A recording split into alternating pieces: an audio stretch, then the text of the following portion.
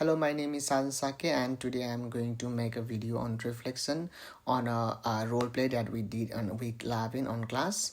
I was a part of group that ran a social skills support for new migrants for our social work theory practice group teamwork and organized learning unit. The purpose of our group was to help new migrants feel more confident speaking with others, understanding social custom in Australia, and build friendships.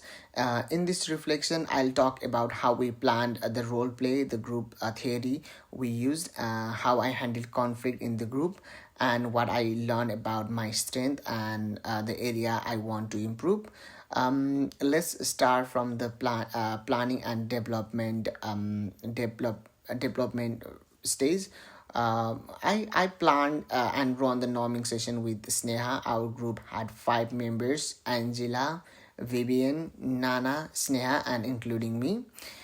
We also asked the other three students to join as a volunteer to make the group to make the group to make the to complete the members.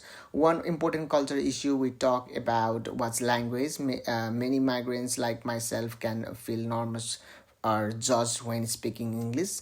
That's why we plan an activity called Speed Connecting to help everyone practice short conversation in a fun and relaxing way. So we also thought about emotional safety.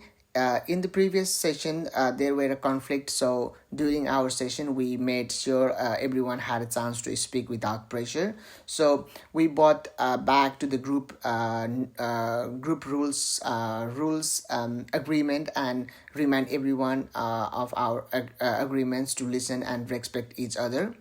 Let's move to the group work theories that we used in our role play. We used Trockman's model in our role play, focusing on storming, norming, and adjourning stress. In the storming stage, I shared my personal story where I was mocked while taking the word priority, and I mentioned being laughed at for not pronouncing the word priority correctly. Vivian interrupted, and I said I was wasting group time. This caused tension in the group, and Sneha stood up for me. That was a clear example of storming stage where conflict and misunderstanding often happens. In norming stage, when I co-facilitated, we help the group heal by revisiting our group roles and running speed connecting activity that help people feel more relaxed and open up again.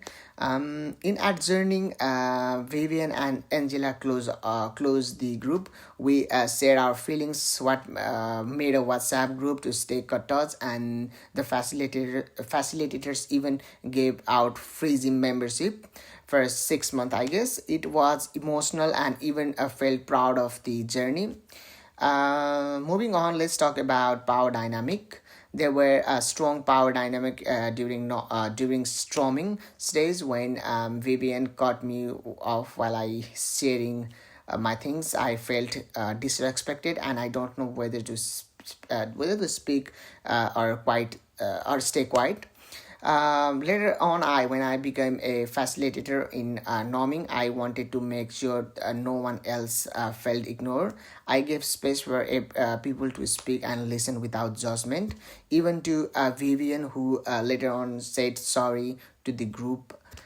This showed me that being a leader sometimes means helping others feel safe, even if you were the one who felt hurt before.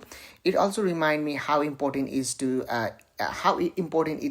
is to stay calm and kind during group tension. So talking about strength and area of growth, um, one strength I noticed was my ability to make people feel safe. I used a calm voice and simple questions to help others open up. This helped bring back trust after the conflict in storming. One thing I need to work on is managing time better. During our norming session, we ran out of time for some reflection. Next time, I'll use a timer to give a short time warning so we can fit everything in without rushing, or maybe we can add we can signal someone when time is going up.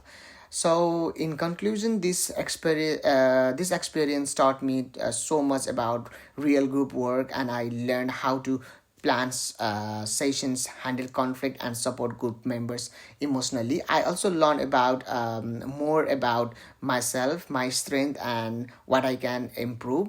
So I'll carry these lessons into my future as a social worker, especially when working with people from different culture. So it will be helpful for my coming future. So thank you so much for listening.